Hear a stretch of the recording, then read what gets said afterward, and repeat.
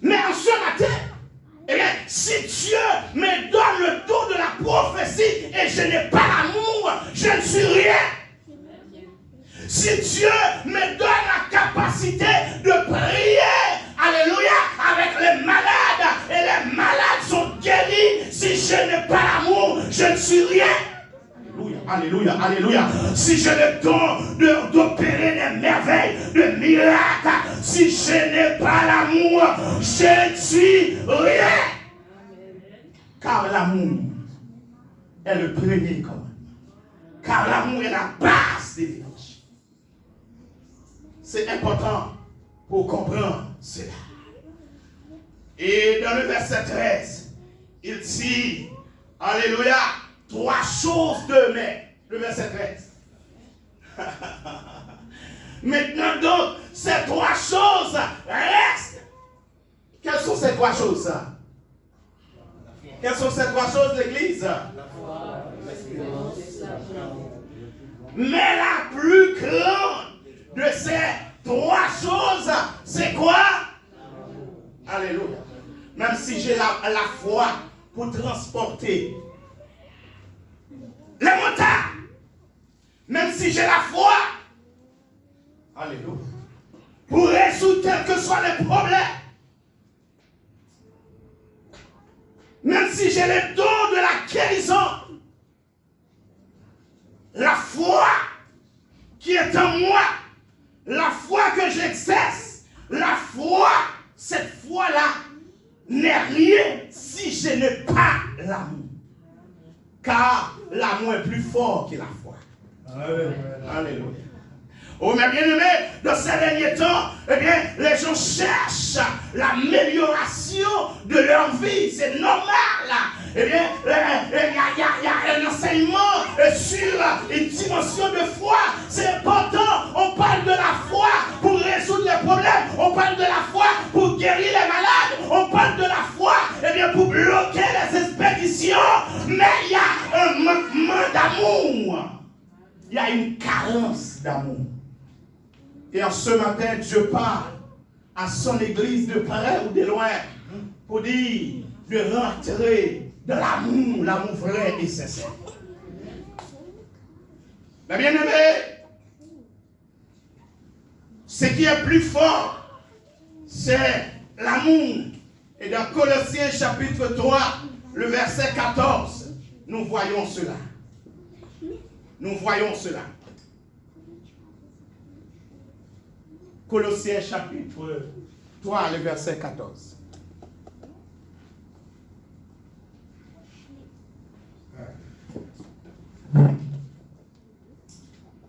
Que dit Colossiens 3, verset 14?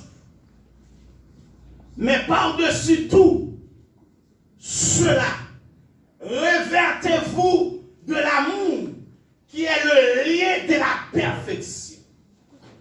Revêtez-vous de l'amour qui est le lien de la perfection.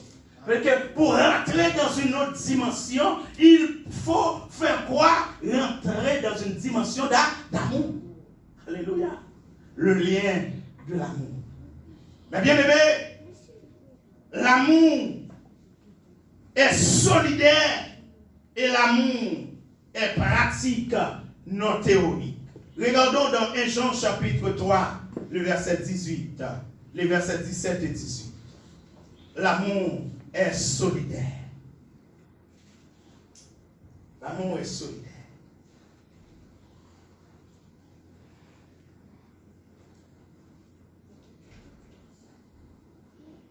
Jean chapitre 3, versets 17 et 18.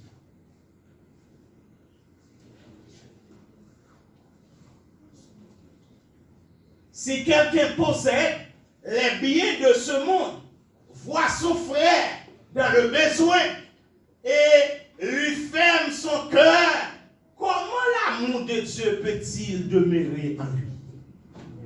Alléluia. L'amour, il est solidaire, mes bien-aimés. Ça veut dire que quand on voit l'autre en difficulté, on doit l'aider. On doit manifester la solidarité à ceux qui sont dans le besoin. Et des fois, mes frères et sœurs, eh bien, au niveau de la famille, on voit, il y a un membre qui souffre, il y a quelqu'un qui est en difficulté, mais on ferme les yeux. Comment peut-on parler d'amour pendant qu'on ferme les yeux, alléluia, sur les difficultés de l'autre? Mais bien aimé, l'amour est solidaire. Et encore, à plus forte raison, en ce moment, en ce temps d'inflation, il y a une inflation vertigineuse. Il y a des familles qui n'arrivent pas même à avoir, eh bien, 3 repas par jour. Il y a des familles qui souffrent. À la Martinique, je peux vous dire ça. Je suis président d'une association. Il est vrai, je m'occupe plus, eh bien, des étrangers, de la communauté haïtienne, mais je touche beaucoup, eh bien, d'autres communautés. Je touche aussi des Martiniquais. Il y a des familles qui souffrent, mes bien-aimés. Il y a des familles qui sont en difficulté. Il y a des hommes qui souffrent en ce moment. Est-ce qu'on pense à eux? Est-ce qu'on pense à ces bien-aimés-là? Est-ce qu'on pense à ces gens-là? L'amour est solidaire. Il faut manifester la solidarité. Parce que, mes bien-aimés, et la Bible nous dit, alléluia, un jour, Jésus meurt. Il va te dire, j'étais malade, tu ne m'as pas visité. J'étais nu, tu ne m'as pas donné le vêtement. J'étais faim, j'avais faim, excusez-moi, tu ne m'as pas donné à manger. Et mes bien-aimés, il est vrai, on dit, eh bien, la Martinique, c'est un état de droit, c'est un département français. La France, c'est un pays développé. Mais dans ce pays développé-là, il y a la souffrance. Dans ce pays développé-là, il y a des gens qui sont vraiment en difficulté. Il y a des gens qui n'ont pas un toit pour dormir. Tu sais qu'il y a des gens qui dorment dans une petite voiture en ce moment-là. Oh, gloire à Dieu pour les associations. On doit le dire, Secours catholique, Secours adventiste, les autres associations qui viennent en aide aux sans-abri, aux plus démunis. On doit les supporter maintenant. On doit les encourager.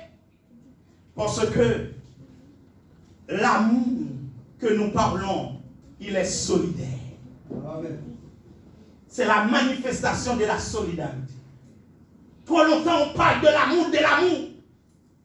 Mais il y a un frère, une sœur qui est au bord du suicide à cause de sa situation. Et puis on ferme les yeux, on passe. On fait semblant de ne pas savoir, de ne pas comprendre. Tu comprends bien, tu vois bien. En ce matin, Dieu te demande de manifester la solidarité pour cet homme, pour cette femme qui est en difficulté. Dieu te parle. Il faut plus de solidarité. Il est vrai, on doit le dire, et moi je suis bien placé pour le dire. Le peuple martiniquais, c'est un peuple solidaire. Mais, quand on dit le peuple, on voit tout le monde. Mais, il y a toujours des gens qui sont réticents, qui ne manifestent pas la solidarité. Il faut plus de solidarité. Dans ces temps de guerre, il faut penser aux autres. En tant que chrétien, il faut prêter plus attention aux autres. Et la bien-aimée, ce qui est pire, des fois, les leaders de l'église, eh bien, ils ferment les yeux sur la situation des membres de l'église.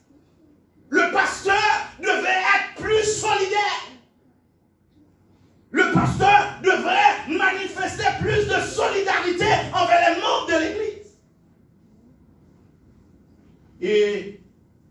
vice-versa, envers le pasteur aussi. Parce qu'il y a des pasteurs qui souffrent plus que les fidèles, mes bien-aimés. Alléluia. Un leader qui souffre, c'est une souffrance atroce. Parce qu'il ne peut pas souvent, avec toute facilité, exposer sa souffrance. C'est un leader. Et c'est pourquoi l'amour doit être au sein de l'Église. L'amour se manifeste pour voir, mon pasteur souffre. Il y a un leader qui souffre. Il ne peut pas parler. Mais je vais l'aborder. Je vais l'aborder pour voir comment on peut l'aider. Mais souvent, c'est le pasteur. C'est un leader. Mais bien aimé, ne trompe-toi. Il y a des leaders qui souffrent aussi. L'amour qu'on parle là, c'est un amour complet. Ce n'est pas un favoritisme. Un amour pour un clan, et ce clan-là, eh bien, n'est pas concerné. Tout le monde est concerné, mes bien-aimés. Alléluia. Tout le monde est concerné. Et cet amour-là, ce n'est pas un amour qu'on doit manifester seulement pour les leaders. Ce n'est pas un amour qu'on doit manifester seulement pour les fidèles. Ce n'est pas un amour qu'on doit manifester seulement pour les gens de la même nationalité que moi. Ce n'est pas un amour qu'on doit manifester pour les gens qui sont de la même famille que moi. L'amour, alléluia, ne voit pas d'ethnique.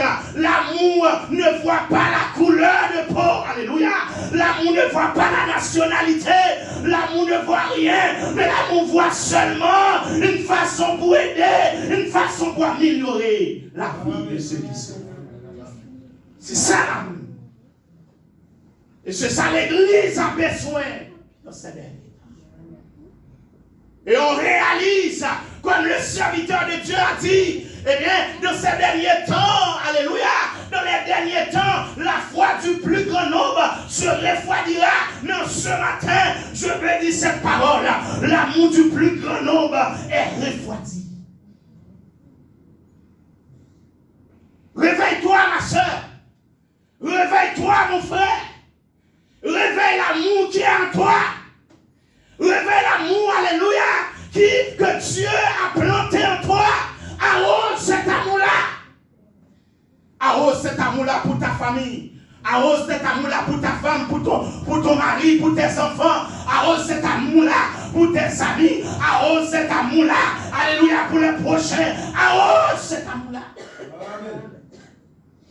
Cet amour a manqué de l'eau. Il faut l'arroser. Et la parole, c'est l'eau. L'eau vive. Cette parole est pour vous en ce matin.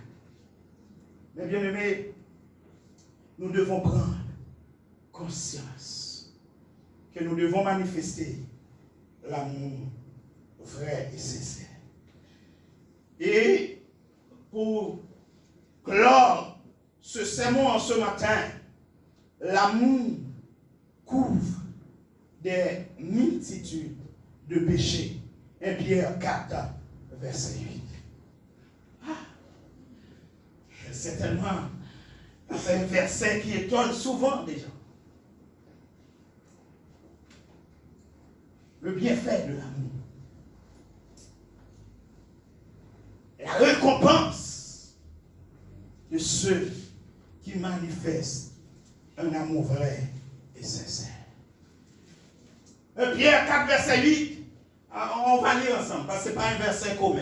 On va lire ensemble. Avant, combien de personnes qui connaissaient déjà ce verset? Ok, il n'y avait pas mal de... Merci Seigneur, gloire à Dieu. C'est une église qui a des piliers qui sont dans l'amour, c'est important. On y va.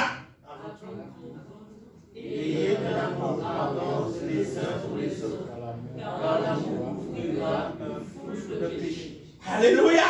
Car l'amour couvrira une foule de péchés, une multitude